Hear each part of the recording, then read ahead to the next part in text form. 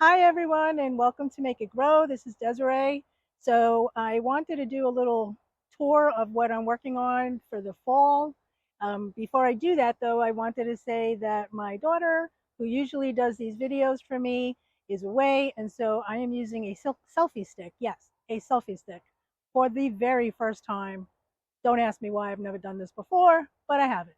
So if it's wobbly or if I am not looking in the camera because I'm too busy looking at my face in the screen, you'll understand why. So just forgive me. Okay. Anyway, let's take a tour. Let's see what we got going on.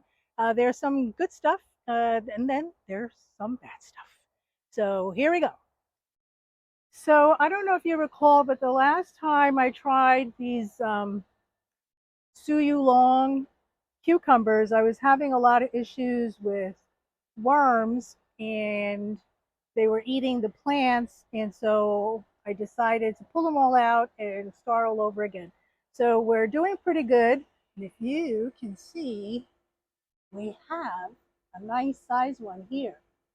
So if you know when this is ready to pick, please post it in the comments because I am not quite sure. I have a couple of those Suyu long plants, or cucumbers rather, growing. I also have Morehouse cucumbers, which I guess are more the standard that you would find in the store, and that is growing nicely. And you see that? Hold on. I don't know if you can see. Can you see the black? Okay, so that means we have a pest problem. Let's see. Oh, and there's the pest. So I'm going to squish him and get him out of here so you can stop doing damage. And we have another pest. Maybe not. I'll inspect this again later because the worms, you can tell when you have worms is when you start to see like this. Okay, they're leaving all their feces behind. So I'll go back and take care of that. Okay, this is a disaster. These are beets. So all you beet growers, please tell me why my beets look so sad. I'm not even growing them for myself. I'm growing them for a friend who tried himself last year and it didn't work. So any advice on these beets, please let me know. And back here, if you can see, that's guava. That's a red guava. And I picked one the other day and it came out so good. Um, it was really, really, really tasty. I still have some in the fridge. I'll post pictures of that here so you can see what they look like. And over here we have passion fruit. I'm looking for a flower that I can show you when they're open, but I don't seem to have any fully open right now. Nope. They're very pretty when they open, but I don't know that. Oh, there's one. It's not opening all the way. Not yet. But these flowers are really pretty and they actually smell really nice too. Um, but I'm finding that these are not getting pollinated very well. So I'm hoping that they will eventually because there's so many flowers on this vine that it would be a shame not to get any fruit from it. Look at this.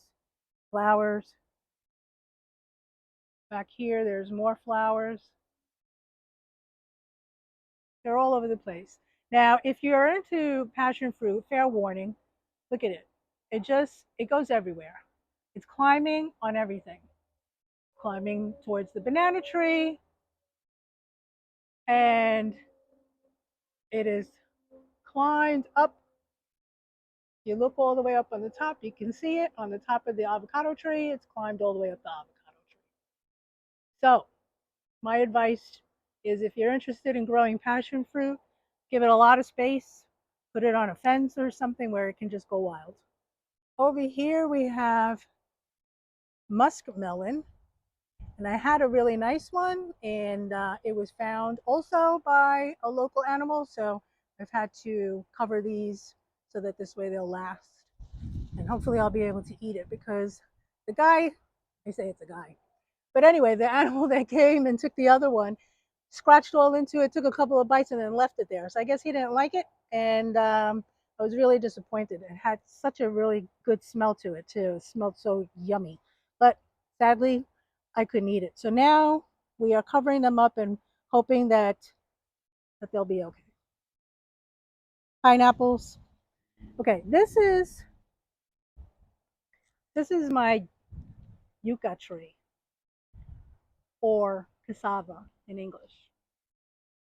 This tree, I'm really excited about because I've never grown it before. So this will be interesting. And I'm going to really wait because I don't want to dig this up too early. But in the bottom, in the root section, that's where the cassava is, or the yucca. So I'm going to give this some time to keep growing.